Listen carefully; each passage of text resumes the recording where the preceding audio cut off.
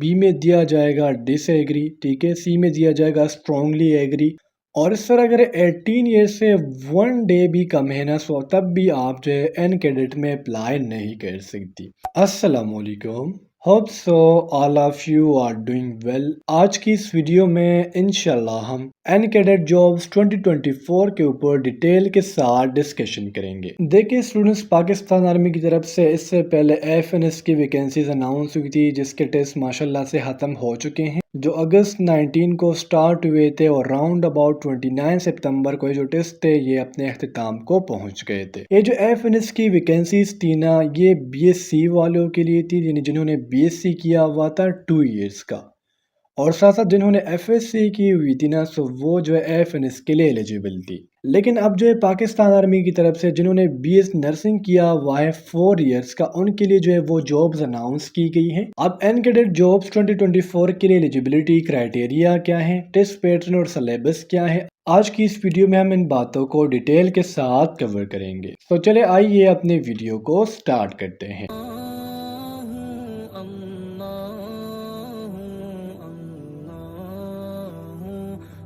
First of all हम discuss करते हैं एलिजिबिलिटी क्राइटेरिया को।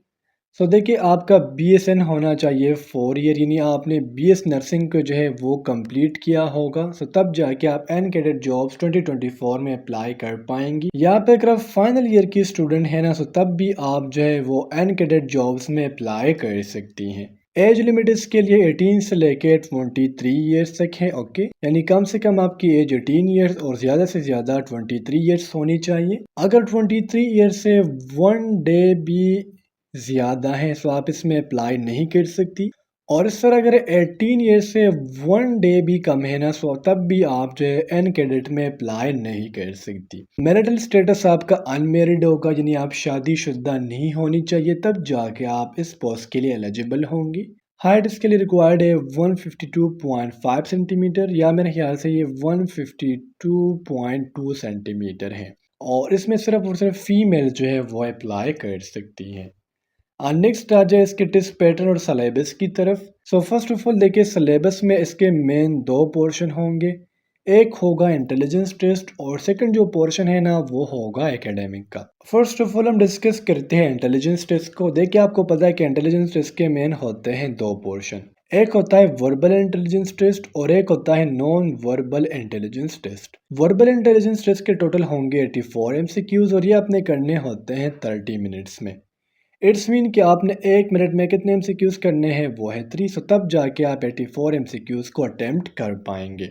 इंटेलिजेंस टेस्ट का जो सेकंड पोर्शन होता है वो होता है नॉन वर्बल इंटेलिजेंस टेस्ट का, जिसमें टोटल आपको दिए जाएंगे 64 एमसीक्यूज और इसके लिए टाइम दिया जाएगा 30 मिनट्स का, यानी आपने 1 मिनट में 2 एमसीक्यूज करने हैं। तो तब जाके आपका नॉन वर्बल इंटेलिजेंस टेस्ट के जो एमसीक्यूज होंगे वो सारे अटेम्प्ट हो पाएंगे। और जिस तरह मैंने आपको एकेडमिक्स की बात की, सो एकेडमिक्स में टोटल होंगे 50 एमसीक्यूज। इसके सिलेबस को हम आगे डिस्कस करेंगे कि इसमें कौन कौन से सब्जेक्ट्स जो है वो इंक्लूड किए जाएंगे। लास्ट में आपका होता है पर्सनालिटी टेस्ट, और ये जो टेस्ट है ना, verbal intelligence test, non verbal intelligence test, academic test और पर्सनालिटी टेस्ट, ये सारे के सारे एक ही दिन होंगे, ये आपने बात याद रखनी है। पर्सनालिटी टेस्ट में आपको टोटल दिए जाएंगे 150 स्टेटमेंट्स और इसके लिए टाइम दिया होगा 30 मिनट्स का। 150 स्टेटमेंट्स के साथ आपने क्या करना है, इसमें दिए जाएगा ए, बी, सी और डी, इस तरह ऑप्शंस दिए जाएंगे। सपोज कर ए में दिया होगा एग्री, ठीक है, नहीं आप किसी बात से एग्री कर रहे हो। बी में दिया जाएगा डिसएग्री, ठीक है, सी में दिया जाएगा स्ट्रांगली एग्री और डी में दिया जाएगा स्ट्रांगली डिसएग्री। सो आपने इस तरह जो इन स्टेटमेंट्स को जो है वो फिल करना होता है। देखिए स्टूडेंट्स, एकेडमिक्स की अगर हम बात करें ना, तो जिस तरह मैंने आपको शुरू में बताया, इसमें होंगे 50 एमसीक्यूज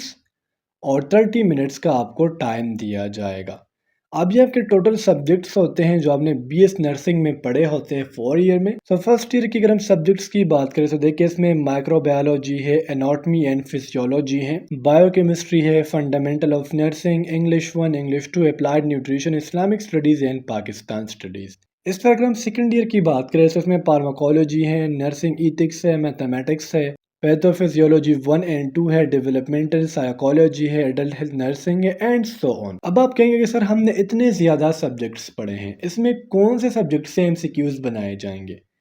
तो इसमें जो आपके इम्पोर्टेंट सब्जेक्ट्स हैं ना, एक इसमें है माइक्रोबायोलॉजी, एक इसमें है बायोकेमिस्ट्री, और इस तरह साथ साथ आपकी जो एनाटॉमी एंड फिजियोलॉजी है ये भी बहुत इंपॉर्टेंट है। अगर हम सेकेंडरी के सब्जेक्ट्स की बात करें तो फार्माकोलॉजी 1 एंड फार्माकोलॉजी 2 ये बहुत ज़्यादा इंपॉर्टेंट है। और साथ साथ जो पैथोफिजियोलॉजी है, देखिए यहाँ पर टोटल 18 सब्जेक्ट्स दिए गए हैं ना, इसमें कौन कौन से इंपॉर्टेंट है, microbiology, anatomy and physiology and biochemistry. Secondary के सब्जेक्ट से कौन कौन से हैं, pharmacology 1 and 2 and pathophysiology. Next आ जाए जी इसके थर्ड ईयर फोर्थ ईयर के सब्जेक्ट्स की तरफ। से देखिए थर्ड ईयर में आपने कौन कौन से सब्जेक्ट्स पढ़े होंगे, मेंटल हेल्थ नर्सिंग है, एपिडेमियोलॉजी है, बिहेवियरल साइकोलॉजी है, cultural health and society, community health nursing, biostatistics, teaching और लर्निंग के प्रिंसिपल्स है। फोर्थ ईयर में कौन कौन से पढ़े हैं, nursing research, community health nursing 3, intro to nursing theories, critical nursing care, nursing seminars and English 7।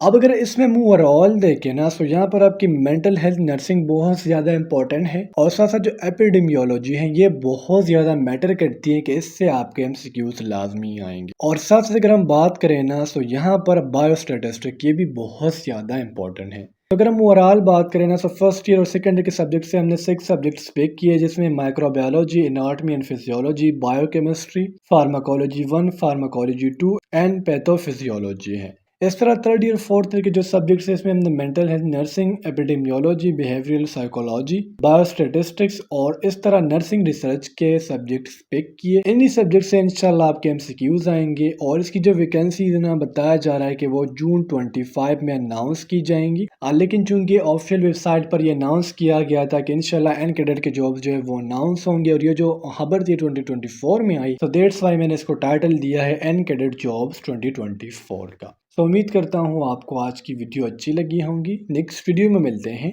अल्लाह हाफिज़।